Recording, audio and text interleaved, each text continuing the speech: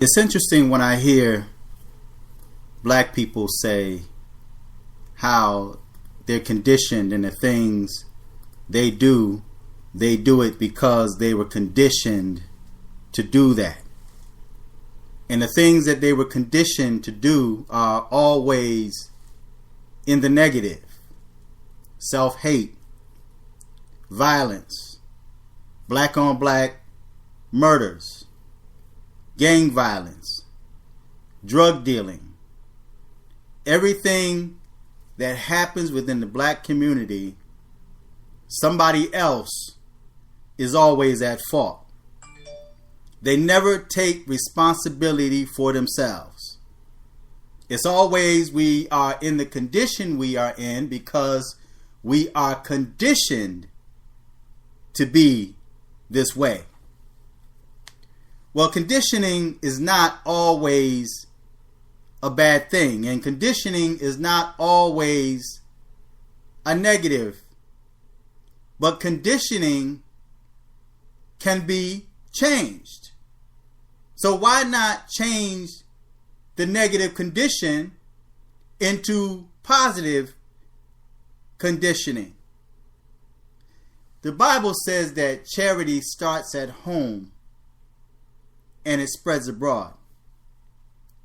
Now, about an hour ago, I was in a meeting at the YMCA, and they were talking about different events that they're doing, different programs that they're creating for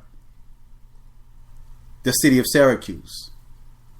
And most of what they were suggesting were mainly for the white community, because we have in Fayetteville or Liverpool or Baldwinsville, they have things that, for the white youth to do. Okay, and it's interesting because blacks are quick to say what whites do too. It's not just blacks that are violent. It's not just blacks that fight.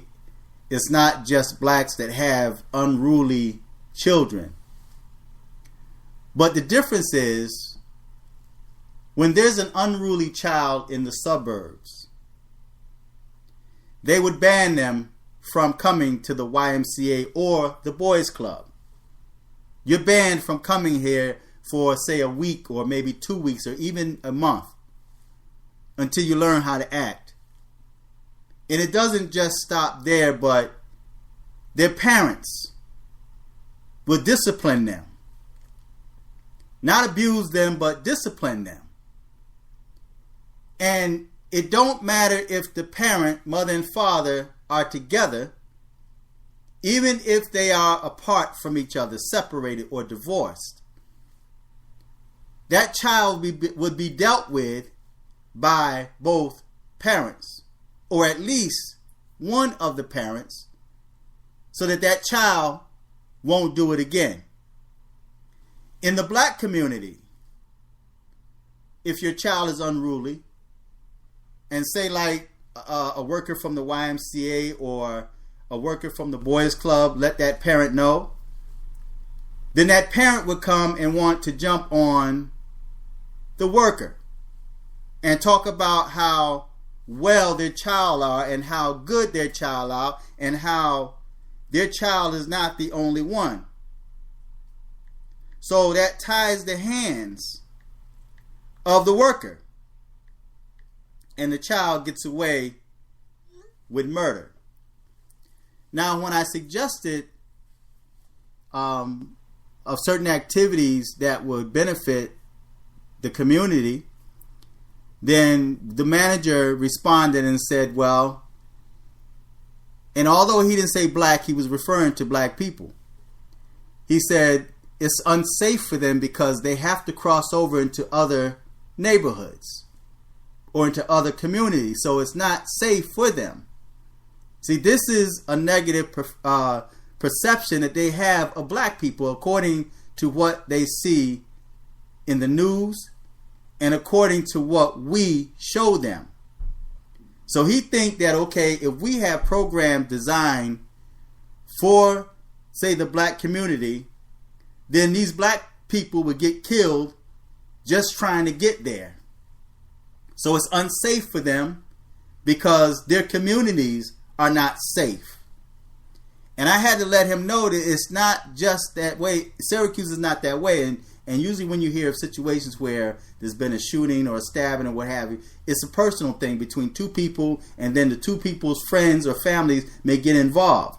It's not a thing like where somebody go on the west side and they get killed because they're from the east side. It's nothing like that. Okay? I said, it's not like that here. Maybe in other places, but it's not.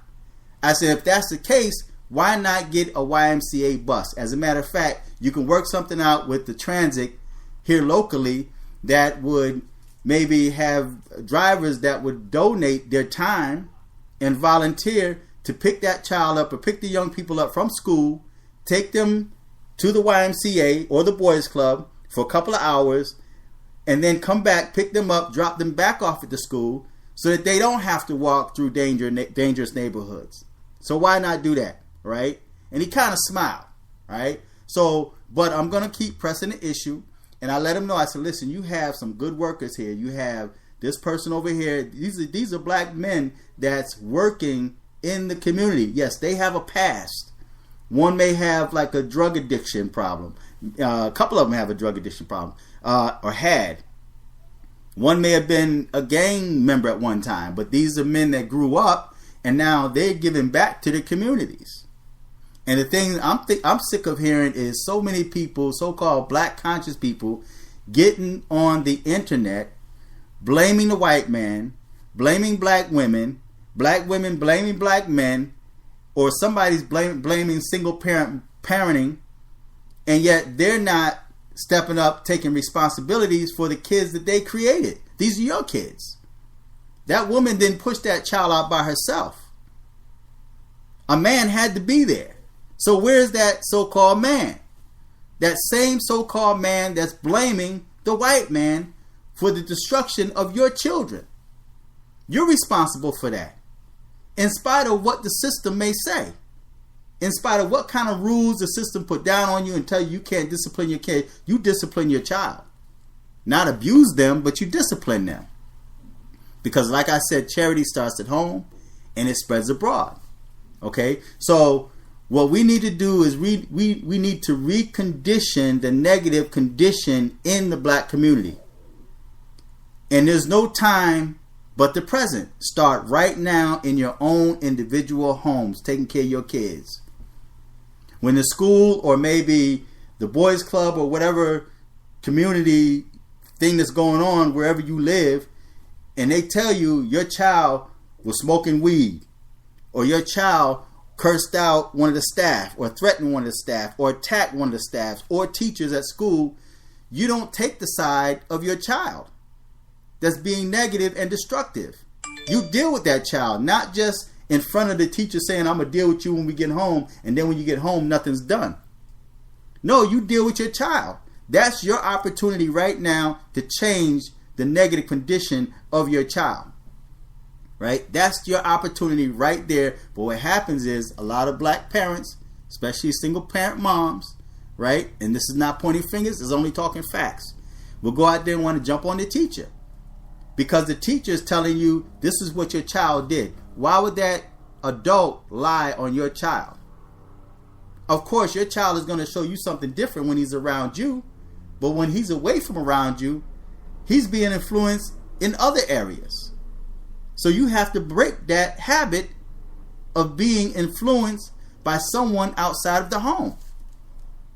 And teach them how to stand up and be their own person and not be a follower. So the negative condition that's in the black community, the negative perception that not just white people but everybody have of black people, you can change that. But you have to drop all of the finger pointing of what was done in history, time in time past. Drop all of that because your kids don't have to deal with that now. See, a lot of things what black people are dealing with are things that you created yourself. It's all new. Is racism new? No, it's not new. But yet you're creating new issues for yourself and for the community. You're dealing with new perceptions and negative conditioning for yourself and for your children and your children's children. Because if we look at a lot of the young people now that's growing up, all these, you got like 15-year-olds. What was it? Somebody, I think it was the Willie Williams show, just showed a situation where you had about 3 or 4 little kids walking down the street, couldn't have been no more than 7, had a gun in his pocket, and it was showing the man that was talking to him on the camera, had a gun in his pocket. So if that child goes out and shoots somebody, guess what? That child goes to like maybe a detention home, the parents go pick him up, they don't release the child's name, and he's released back out in the population to commit more crimes in the future. He's growing up to be a thug because he only received a slap on the wrist. And he's not really being dealt with by his parents nor the system. The system is conditioning him so that he could come back to the condition so that they can make more money out of him. That's what's happening. But black people are letting this happen to your children. You are destroying your children, not the white man. And now you're destroying each other with white supremacist name calling. So I'm going to end the video because I have things to do. But feedback, tell me what you think. Check out the links I put on the bottom. Until next time, I'm fearless.